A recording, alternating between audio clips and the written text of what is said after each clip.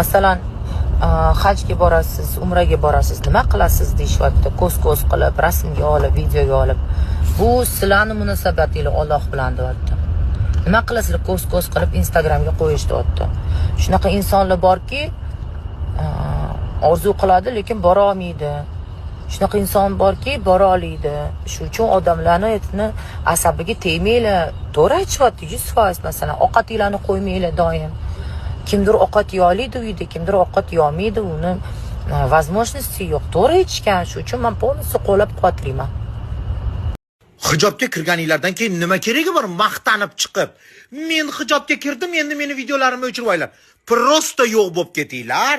Artistlar, aktrisalar hijobga kirdinglarmi? Qo'ta bormi sizlarga?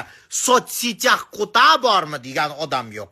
Nima keragi bor maqtanib chiqib biz uchun o'ramaysizlar ro'molni? Akalar, opalar, biz ham uyimiz bitishiga yordam beringlar. Umrbod duo qilib o'tamiz. Hammalarning kirib kelgan Ramazon oylarida shu oyda shu bolaga videoni botladik. Ro'za kunlarida savob bo'ladi. Mana shu qizimga yordam beringlar, uylarini bitirishga.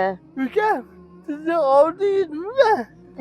Meni orzuyim shu uyimiz bitib qolishi. O'zimiz uyimizda yashash. Aka, opa, men uyimizda yordam beriga duo qilaman. Ramazon oyida savobga terdik bo'ladi. Bu oyda bergan ektanimiz 1000 badava yoziladi.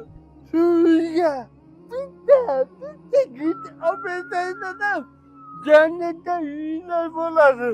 Bitta git o'lcham. To'liq ma'lumot uchun +996 778 bilan 52 400 mana shu nomerlarimizda WhatsApp, Telegramimiz bor.